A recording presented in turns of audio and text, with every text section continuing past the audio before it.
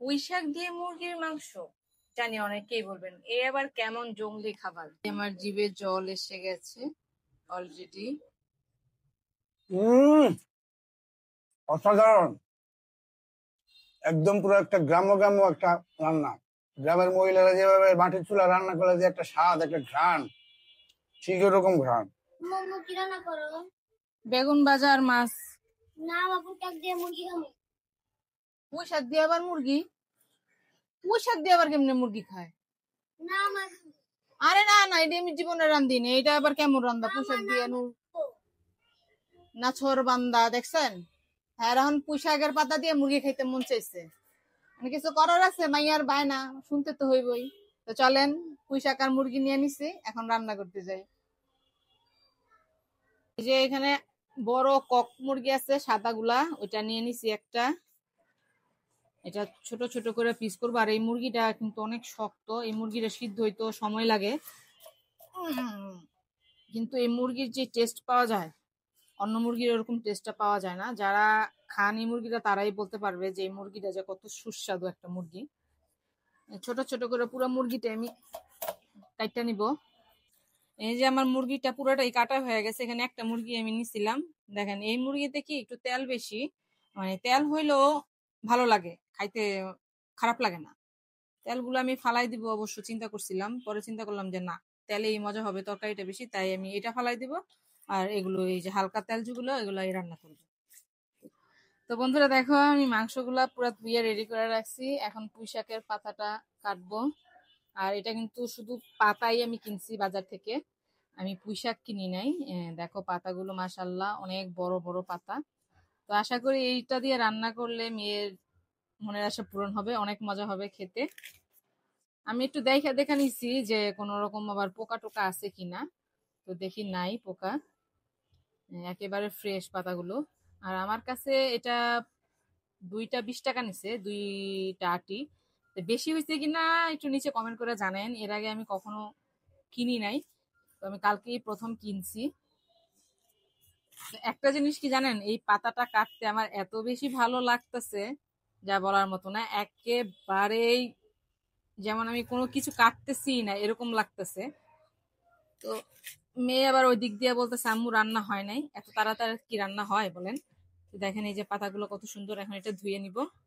মুরগির আর পুঁই শাকের জন্য আমি মশলা নিছি হচ্ছে বাটা মশলাটাই আমি বেশি ব্যবহার করার জন্য চেষ্টা করি, তাহলে খাবারের যেই আসল টেস্টটা ওইটা পাওয়া যায়। এখানে আমি 4 কোয়া রসুন নিছি, আদা নিছি, কাঁচামরিচ নিছি কাঁচা 4টা, একটু জিরা আর হচ্ছে পেঁয়াজ কুচি। এগুলো আমি বাইটা নিব। বাটা মশলার স্বাদ তারাই বুঝে যারা সবকিছু বেটে বেটে খায়। আর বেশিরভাগ এখন গ্রামেও ওরকম বাটাবাটি করে না, সবাই কিনেই খায়। এখন ভালো করে সবগুলো ম্যাশ করে নিব।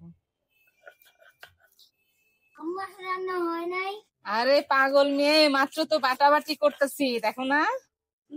এর জন্যই তো অনেক সুন্দর ঘ্রাণ আসতেছে। বাটা মশলায় অনেক সুন্দর ঘ্রাণ হয়।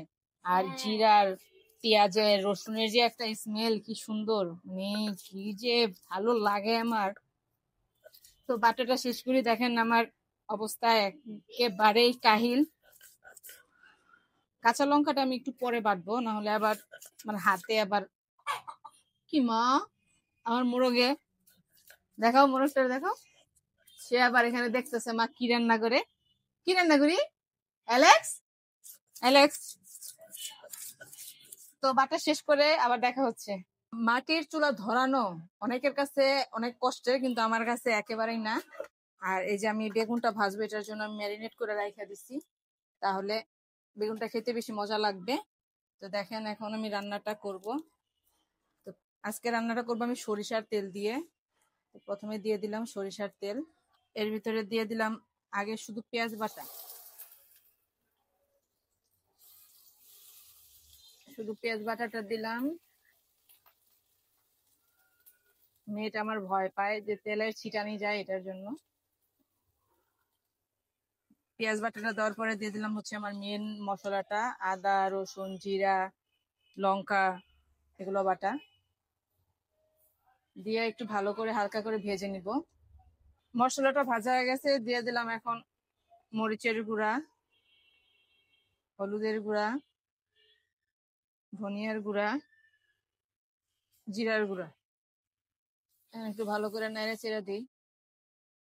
এই মশলাটা খাইতে বেশি ভালো লাগে পানি ছাড়া, যে আপনি তেলে ভাজবেন না পেঁয়াজের সাথে, এই মশলার যে একটা স্মেল আসে, এটাতেই তরকারিটা আরো বেশি মজা হয়ে যায়।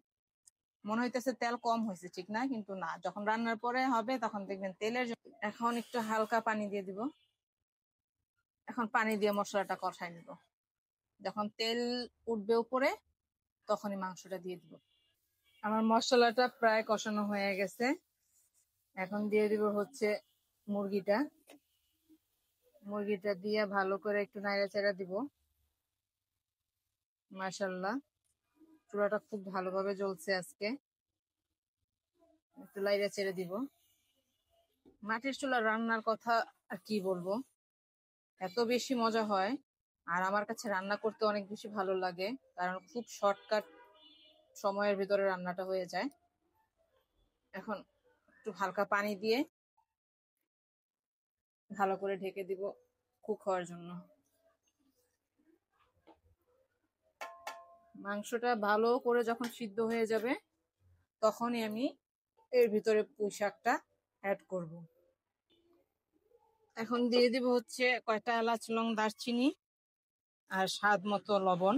লবণটা আপনি শুধু এখন মাংস আন্দাজে দিলাম, যখন শাক দিব তখন শাকের অনুযায়ী দিব। তো বন্ধুরা, এখন আমি দিয়ে দিব বেগুনটা। তেলটা গরম হয়ে গেছে। বেগুন ভাজা আমি মাটির চুলায় এনে 2বার করতেছি, এর আগে কখনো করি নাই, কিন্তু এর আগের বার অনেক অনেক বেশি মজা হয়েছিল। সবগুলো বেগুন একবার একসাথে ভাজা হবে না, এটার জন্য আমি 2বারে ভাজবো। মাশাআল্লাহ, আমার মাংসটা পুরোপুরি এখন সিদ্ধ হয়ে গেছে। এই যে দেখেন, এখন দিয়ে দিব এর ভিতরে পুঁই শাকের পাতাগুলা। আর অবশ্যই আপনারা সিদ্ধ করার পরে দিবেন, কারণ এটা কিন্তু কক মুরগি, এটা কিন্তু সহজে সিদ্ধ হয় না। আর পাতা বেশিক্ষণ রাখলে, বেশি কুক হয়ে গেলে বেশি মজা লাগবে না। এটার জন্য আমি পুরোপুরি সিদ্ধ করে তারপরে দিচ্ছি। পুঁই শাক দিয়ে মুরগির মাংস, জানি অনেকেই বলবেন এ আবার কেমন জঙ্গলি খাবার। ভাই, খাবার কখনো জঙ্গলি হয় না। আমার কথা বিশ্বাস করেন, একবার বাসায় ট্রাই করে খাইয়া দেখেন এই রেসিপিটা, এত বেশি মজা।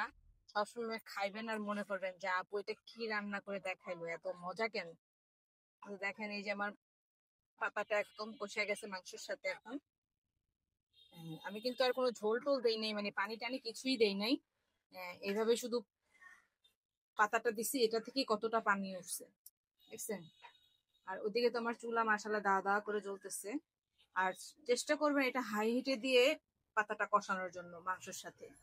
আমি এখানে আর পানি অ্যাড করব না, যতটুকু পানি আছে এটাতেই পুরো মাংসটা আমার রান্না হবে। বন্ধুরা, আবার ঢেকে দিলাম। রান্না হওয়ার পর আসতেছি। এই হচ্ছে আমার তরকারির ফাইনাল লুক, মাশাআল্লাহ। আর এইদিকে হচ্ছে বেগুন ভাজা, পাতলা ডাল, আর হচ্ছে ভাত। আজকে কিন্তু খাবারটা সেই হবে।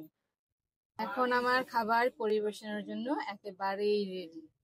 প্রথমে আমি বেগুনটা দিয়ে দিলাম, তারপরে দিয়ে দিব মুরগিটা, তার উপরে দিয়ে দিব একটুখানি শাক। খাবারটা দেখে আমার জিভে জল এসে গেছে অলরেডি। যদি আপনারা একবার ট্রাই করেন এভাবে বাসায়, আপনাদেরও ভীষণ ভালো লাগবে। জিভে জল আসার মতো একটা রেসিপি। ভাই, বিশ্বাস করেন আপুরা ভাইয়ারা সন্তুষ্ট হবেন। মনটা খুশি করার মতন আর পেট ভরে ভাত খাওয়ার মতো একটা রেসিপি। বাচ্চারা তো পেট ভরে খেলো, বড়রা চেটে পুটে খেলো। কি গো, কি রাঁধছো আজকে? আরে, নতুন রেসিপি তো, হ্যাঁ পুঁই শাক দিয়া মুরগির মাংস। হ্যাঁ, খাইয়া দাও কেমন হয়েছে। এরকম রেসিপি তো খাইনি এর আগে কখনো আমি। আজকে খাইয়া দেখো কেমন হয়েছে। আর আচ্ছা, রান্না কিন্তু হয়েছে সব মাটির চুলায়। মাটির চুলায় রাঁধছো? হ্যাঁ, আলাদা একটা গ্রান আছে, খাইয়া দেখো। আচ্ছা, দেখতেছি।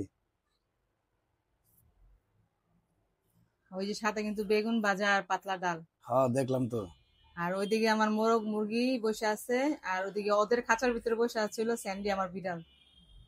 মানে কি একটা লঙ্কা কাণ্ড, ওরা তো চেইতা মেইতা বসে রয়েছে যে আমার খাঁচায় কেন।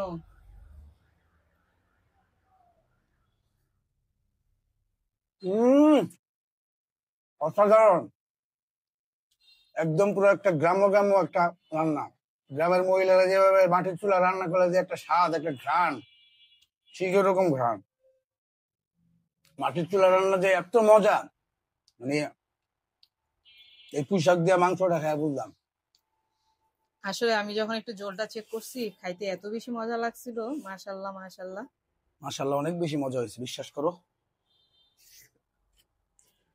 দেখাই। উম,